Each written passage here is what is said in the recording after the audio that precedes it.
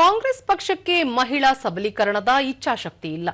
ಮಹಿಳಾ ಮೀಸಲಾತಿ ಮಸೂದೆಯನ್ನು ಸೋಲಿಸುವ ಮೂಲಕ ಮಹಿಳಾ ವಿರೋಧಿ ಧೋರಣೆಯನ್ನು ಪ್ರದರ್ಶಿಸಿದೆ ಎಂದು ಶಾಸಕ ಡಾ ಸಿಎನ್ ಅಶ್ವತ್ಥನಾರಾಯಣ್ ಮಂಡ್ಯದಲ್ಲಿಂದು ಹೇಳಿದ್ದಾರೆ. ಪ್ರಧಾನಿ ನರೇಂದ್ರ ಮೋದಿ ಅವರು ಮಹಿಳೆಯರಿಗೆ ನ್ಯಾಯ ಒದಗಿಸಲು ಸಂಸತ್ತಿನಲ್ಲಿ ವಿಧೇಯಕ ಮಂಡಿಸಿದ್ದರು. ಆದರೆ ಒಮ್ಮತ ಮೂಡದಂತೆ ಮಾಡಿ ಕಾಂಗ್ರೆಸ್ ಮಸೂದೆಗೆ ಅಡ್ಡಿಪಡಿಸಿದ್ದು, ಇದರಿಂದ ಮೀಸಲಾತಿ ಜಾರಿ ವಿಳಂಬವಾಗಿದೆ ಎಂದರು.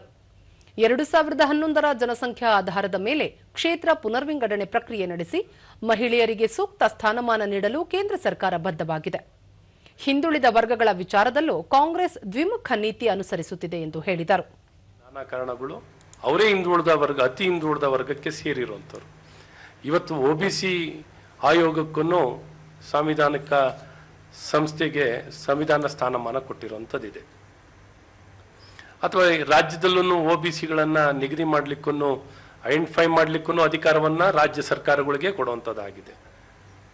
ಅಥವಾ ಮಹಿಳೆ ವಿಚಾರದಲ್ಲಿ ನೀವು ನೋಡಿದಾಗ ಪ್ರತಿಯೊಂದು ಹಂತದಲ್ಲೂ ಬೇಟಿ ಬಚಾವ್ ಬೇಟಿ ಪಡಾವ್ ಅನ್ನುವಂಥ ಕಾರ್ಯಕ್ರಮದಿಂದ ಶುರುವಾದರೆ ಭ್ರೂಣ ಹತ್ಯೆ ತಡೆಗಟ್ಟೋದ್ರಿಂದ ಹಿಡಿದು ಮಹಿಳೆಯರ ಸಬಲೀಕರಣ, ಕುಡಿಯೋ ನೀರಿನ ಯೋಜನೆ, ಜಲ್ ಜೀವನ್ ಮಿಷನ್ ಕೊಡೋದ್ರಿಂದ ಹಿಡಿದು ಮನೆಗಳು ಕಟ್ಟೋದ್ರಿಂದ ಹಿಡಿದು ಶೌಚಾಲಯಗಳು ಕಟ್ಟೋದ್ರಿಂದ ಹಿಡಿದು ಅವ್ರ ವಿದ್ಯಾಭ್ಯಾಸವನ್ನು ಕೊಡಲಿಕ್ಕೊಂದ ಮತ್ತು ಲಖ್ಪತಿಗಳನ್ನು, ಮಹಿಳೆಯರನ್ನ ಲಖ್ಪತಿಗಳನ್ನು ಮಾಡಬೇಕು ಅನ್ನುವಂಥ ಕಾರ್ಯಕ್ರಮ ಆಗಲಿ, ಮುದ್ರಾ ಯೋಜನೆ ಆಗಲಿ, ಸ್ಟ್ಯಾಂಡಪ್ ಇಂಡಿಯಾ ಆಗಲಿ, ಇಂಥ ನೂರಾರು ಯೋಜನೆಗಳನ್ನು ಕೊಡ್ತಾ ಬಂದಿರೋರೇ ನಮ್ಮೆಲ್ಲರ ನೆಚ್ಚಿನ ಪ್ರಧಾನಮಂತ್ರಿಗಳು.